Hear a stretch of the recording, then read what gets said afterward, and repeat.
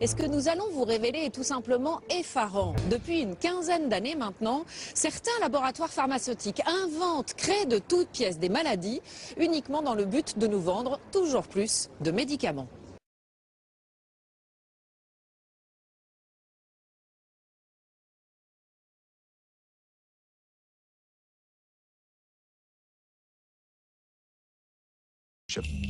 Vous êtes jeune et vous souffrez d'un mal de dos persistant, un vrai cauchemar quotidien. Même au repos, la douleur vous enflamme. Ce mal de dos peut cacher une spondylarthrite ankylosante. Une maladie douloureuse et handicapante qui se traite bien si on la dépiste à temps.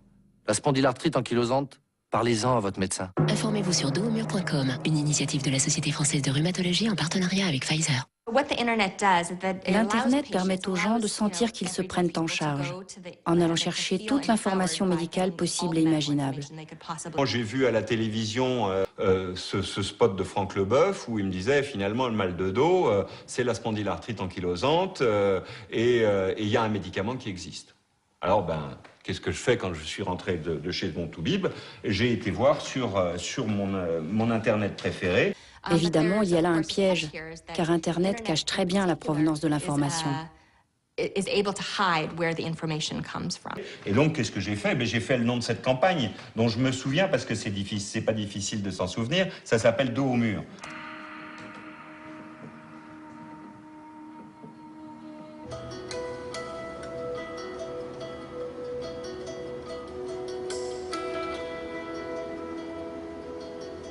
J'ai découvert ma maladie en 2000.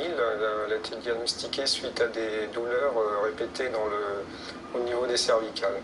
Alors la spondylarthrite ankylosante est un rhumatisme inflammatoire qui se caractérise par des douleurs nocturnes et des dérouillages matinales essentiellement. D'abord, Si je continue d'écouter ce film, finalement, je vais me dire, il me parle du mal de dos et tout ce qu'il décrit comme symptômes de façon précise. Là, il vient de dire le soir, il est fatigué. Oui, moi aussi, je suis fatigué. Le matin, il a du mal à se déverrouiller. Oui, moi aussi, j'ai du mal à me déverrouiller. Bref, je me retrouve bien dans ce témoignage. Alors, je veux en savoir plus. J'ai vu qu'il y avait un grand docteur. Les sociétés savantes, comme la Société française de rhumatologie, n'ont pas pour objectif unique de faire des travaux scientifiques dans des laboratoires qu'on appelle des travaux fondamentaux. Les sociétés savantes ont aussi pour mission de participer à toutes les actions qui conduisent à mieux connaître les maladies rhumatismales. Déjà, cette société savante, ça fait sérieux. Et je vois déjà une chose qui m'étonne, c'est que je vois ce monsieur, qui est donc un professeur des hôpitaux publics, je le vois avec derrière lui, en fond d'écran, Pfizer. Et c'est marrant parce que je le vois en haut à gauche et en bas à droite. C'est drôle parce que je me rappelle avoir écouté un ami qui est un spécialiste du marketing m'expliquer que c'était les deux endroits importants dans une image, à partir du moment où le centre était occupé par quelqu'un. Et donc, c'est peut-être pas un hasard si finalement j'ai cette image. Et tout ce que va me dire finalement ce docteur, c'est quoi? Si je résume, c'est qu'il y a 150 000 personnes qui sont atteintes par an, qui sont des personnes jeunes, que c'est des signes finalement assez banals. Et d'ailleurs, c'est tellement banal que lui-même, ce professeur, appelle ça le mal de dos. Mal de dos des jeunes, c'est le mot même qu'il utilise. Mais il me fait peur. Il me fait peur, ce Toubib, parce qu'il me dit que mon truc, ça peut être invalidant. Et puis, sérieusement invalidant. Ah, il me fait peur, mais ce qui est bien aussi, c'est qu'il me dit que, attendez, d'accord, ça touche peu de monde, ça peut faire très mal, ça peut être très invalidant, mais il y a un traitement qui existe, mais il est remboursé à 100% par la sécurité sociale. Par ailleurs, aujourd'hui, on dispose d'outils diagnostiques avec de la radiologie moderne qui peut permettre de faire des diagnostics plus précoces et surtout, on dispose aujourd'hui de traitements particulièrement efficaces depuis quelques années. Le problème de ce médicament, c'est qu'il a des effets secondaires considérables, qu'on ne peut pas encore bien analyser parce qu'on n'a pas encore assez de recul. Mais ce que l'on suppose, c'est qu'effectivement, ce médicament a des répercussions cardiovasculaires et probablement aussi est un facteur de cancer. Ce que j'oublie de vous dire, c'est qu'il coûte 1 880 € par traitement.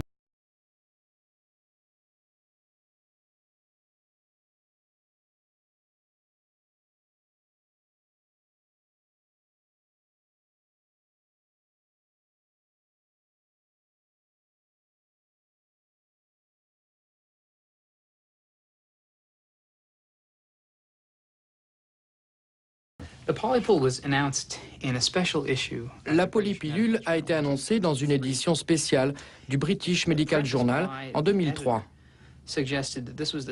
La préface de l'éditeur stipulait que c'était sans doute là l'article le plus important que le BMJ ait jamais publié et publierait jamais. C'est assez impressionnant quand on sait que la polypilule était complètement théorique.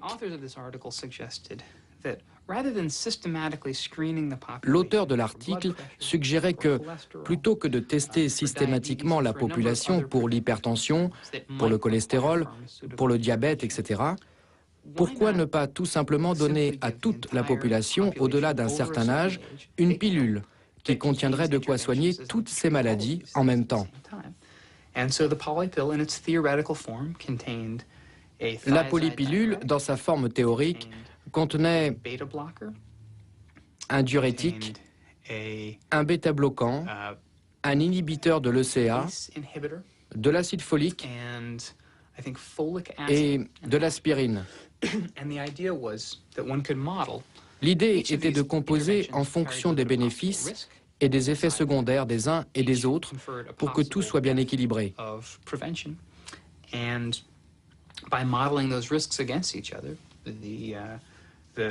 Et ainsi, disait l'auteur de l'article, on pourrait diminuer la mortalité par maladie cardiovasculaire de 88%. Tout simplement en prescrivant cette pilule à toute la population de plus de 50 ans. Donc là, vous vous embarquez pour la durée de l'existence qui vous reste à vivre. Vous voilà donc pendant 30 ans avec un comprimé par jour pour prévenir des maladies que vous avez l'une ou l'autre à peu près une chance sur 100 d'acquérir. Mais que se passe-t-il? La médecine est devenue folle. Elle a perdu tout sens de ce qu'est un risque raisonnable ou non.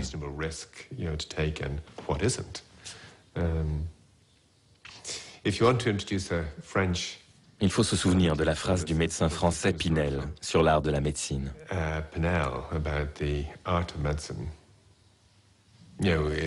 C'est bien de savoir donner un médicament pour traiter une maladie, mais c'est un art plus grand encore de savoir quand il ne faut pas traiter.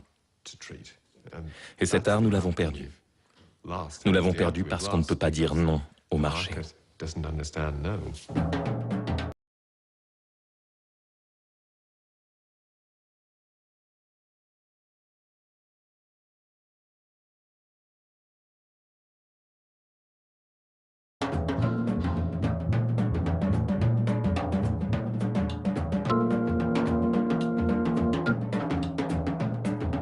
Gehen auch Sie bei Erektionsstörungen zum Arzt.